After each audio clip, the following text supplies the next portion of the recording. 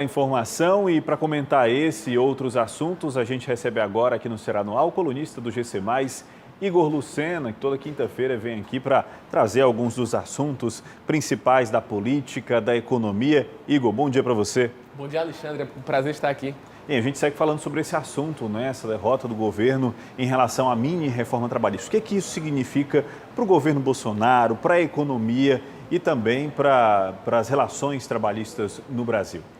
Olha, é uma situação bastante complexa porque esse projeto não havia sido efetivamente debatido com a sociedade, mas havia uma necessidade de algum tipo de medidas econômicas para que a gente tivesse uma maior retomada do PIB. E o maior problema disso e dessa reforma é que no terceiro trimestre desse ano nós tivemos o PIB praticamente zerado. Foi menos 0,1, menos 0,2, então a gente interrompe três ciclos de altas positivas e esse efeito é algo que a gente não estava esperando. Basicamente, quando a gente analisa os últimos 20 países da economia mundial, o Brasil foi um dos poucos que tiveram um PIB negativo.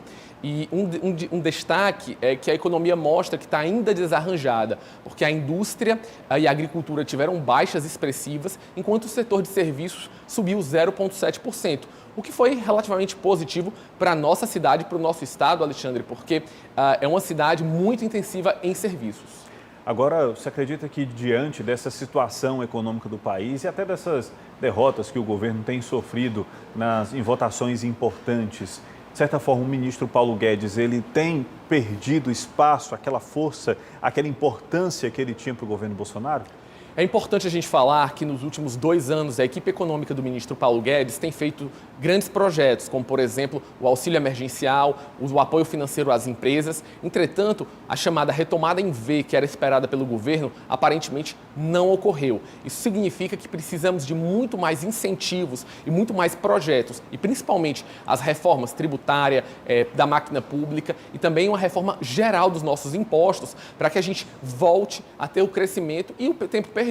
Vale ressaltar que o nosso desemprego ainda continua em alta e esse efeito de um crescimento do PIB trimestral praticamente zerado é um ponto de inflexão. Vamos ter que aguardar os próximos meses para saber se a gente continua no movimento de queda ou se a gente tem uma retomada. Um ponto importante é que a previsão de crescimento de 2021 caiu, já está abaixo dos 5% e para 2022, algo que estava por volta de 2,5%, já é vista por vários analistas como algo abaixo de 2%. Uma visão muito negativa e que precisa de muito mais apoio e empenho do governo federal.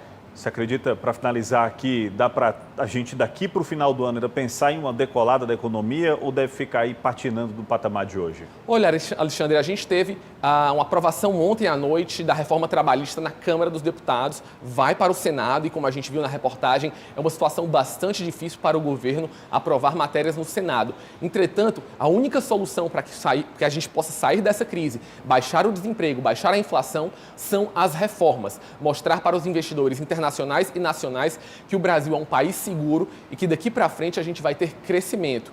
Então é um desafio de todos nós brasileiros, não apenas do governo, mas também dos investidores e dos trabalhadores.